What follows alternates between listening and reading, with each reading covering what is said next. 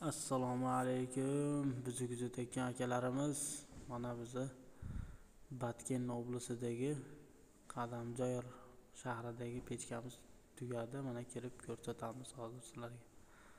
Qani bismillah, kirib ko'rsatamiz mana. Kirganda to'g'rida lesnitsa o'ng qo'ldagi xonada mana. O'ng qo'lga burilib kirganimizda ikki etajli isitadigan pechkamizni birinchi etajdagi holat mana. Gullari o'yilib, g'ishtlarga gul ochib, g'isht shoflari termokraskada kraskalanib, temirlari ham termokraskada kraskalanib laklashga tayyor bo'ldi mana. Bu ikkinchi etajda birinchi etaji. Ikki etajli pechkaning birinchi etaji. Mana g'ishtlariga faska ochilib, shapkasiga chiroyli bo'lib bo'ldi mana. Pechkasining tepasi ham termokraskada 1000 gradusga chidaydigan kraskada kraskalandi. Mana orqa tarafini ko'rsataman. Orqa tarafi hozir kraskalanyapti mana.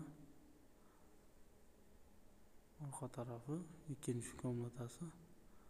Bu xonasi ham katta-katta, xonalarini balandligi baland ekan. 280 ekan. Paltirashga emas, to'liq ikki etajli uy mana. Orqa tarafida bitta katta, bitta kichkina duxovkasi.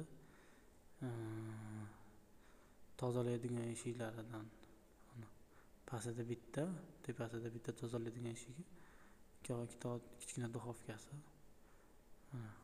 O'zi eng glavni tozalaydigan o'rnimiz. Shoflarini termokraskada kraskalanyapti. 500 ta g'isht ketdi burnimizga.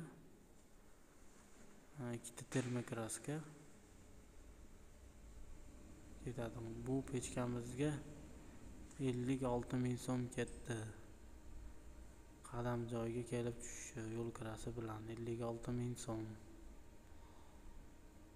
Mana orqasi.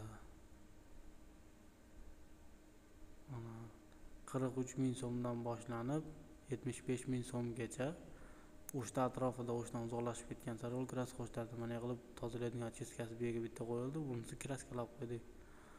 Qora qilib agniporni g'ish ketadi. 10 ta, 12 ta, 20 tagacha ketadi.